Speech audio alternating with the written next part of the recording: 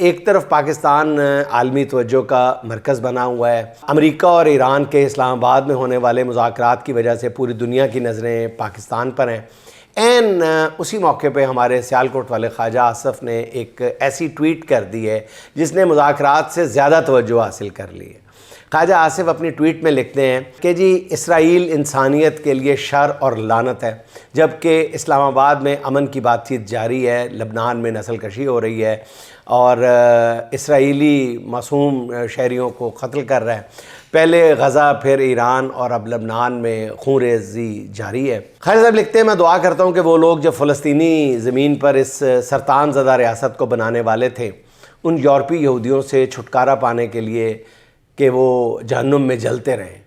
خواجہ آصف کی ٹویٹ اتنی دو ٹوک اور اسرائیل مخالف تھی کہ کچھ ہی دیر میں نیتنیاہو کے دفتر سے اس ٹویٹ کے خلاف بیان آ گیا، جس میں کہا گیا کہ پاکستان کے وزیر دفاع کا اسرائیل کی تباہی کا مطالبہ انتہائی اشتعال انگیز اور ناقابل برداشت ہے۔ یہ کوئی ایسا بیان نہیں ہے جسے کوئی بھی حکومت برداشت کر سکے، خاص طور پر اس حکومت سے جو خود کو امن کا غیر جانبدار ثالث قرار دیتی ہے۔ یعنی اسرائیلی حکومت نے خواجہ آصف کی ٹویٹ کی وجہ سے پاکستان کے ثالثی کے کردار پر انگلیاں اٹھا دیں۔ یہی وجہ ہے کہ خواجہ آصف اپنی روایات کے مطابق اپنی بات پر زیادہ دیر قائم نہیں رہ سکے اور بعض جگہوں سے پریشر آنے کے بعد یہ ٹویٹ ڈیلیٹ کر گئے۔ یہ وہی خواجہ آصف ہیں جو فلسطین کے معاملے پر عمران خان کی ٹویٹ کا مطالبہ کر رہے تھے۔ اب انہوں نے ٹویٹ کی تو اسے فوراً ڈیلیٹ بھی کرنا پڑ گیا۔ پھر بھی چند لمحوں یا گھنٹوں کی اس دلیری پر ہم خواجہ آصف کو خراج تحسین پیش کرتے ہیں۔ خواجہ آصف کا اسرائیل مخالف بیان دنیا بھر کے میڈیا میں رپورٹ کیا جا رہا ہے۔